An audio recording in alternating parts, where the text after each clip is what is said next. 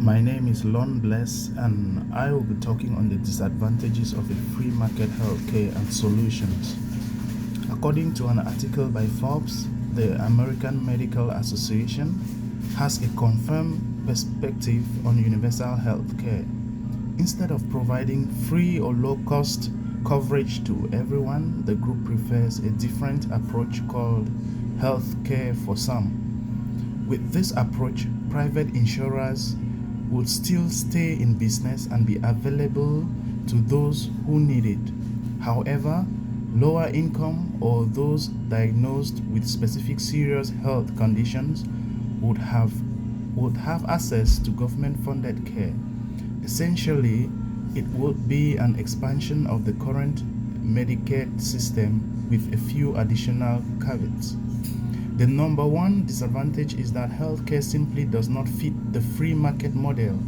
It's like trying to cram a square peg into a round hole. The sellers are telling us all what we will pay and we have no way to refuse. The tail is wagging the dog. A hospital has a given service area, and if you increase the number of health insurances offered in any given service area, each of them has a smaller share of the market and less negotiating power when they sit down to write the service contracts. As a result, prices for healthcare are higher than what they could be.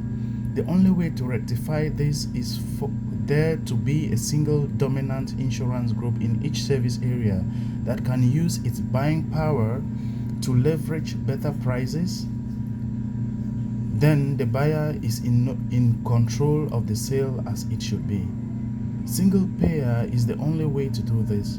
We need to do this on a national scale because most hospitals are now a part of national corporate networks, and we need to negotiate prices systems wide for the natural market forces to be effective.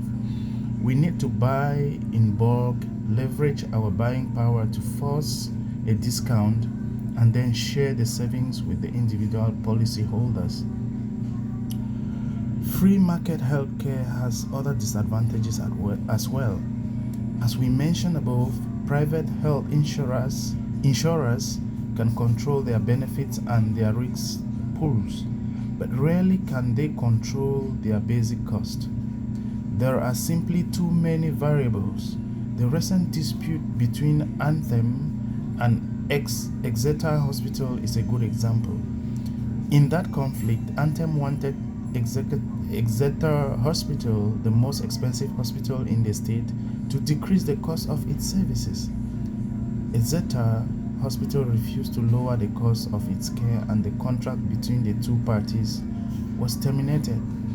Many of the patients who had doctors associated with Exeter Hospital were forced to look for doctors elsewhere until Exeter Hospital blinked and took a substantial pay cut and renewed its contract with Anthem. If Anthem had a smaller market share in Exeter, that is, if there was more competition in Exeter, then Exeter Hospital could have afforded to lose the Anthem contract. It was a lack of competition that helped Anthem lower their cost. Too bad Anthem didn't pass those cost savings on to its perhaps customers. The sad truth is that we have had a free market health system in the United States since 1972. Private insurers have had a very little governmental competition and regulation when compared with other industrialized nations. During this time, we have seen the cost of healthcare rise far above the rate of inflation.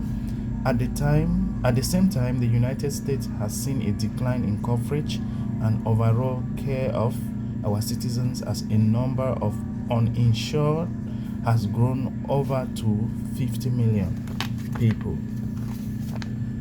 It is to be attracted to the sound of free market healthcare as a concept, but the reality is more of the same. The Affordable Care Act is far from perfect, but it does not represent an attempt to break away from abuses and manipulations of the free market healthcare conglomeration.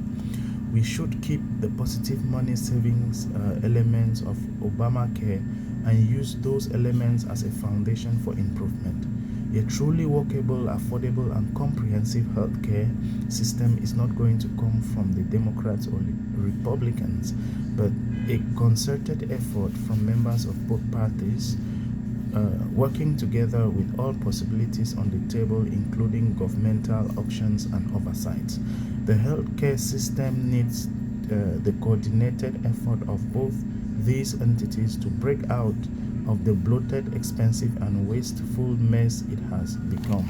Therefore, I stand strongly that there are, in fact, more disadvantages of a free market healthcare, and therefore I stand strongly that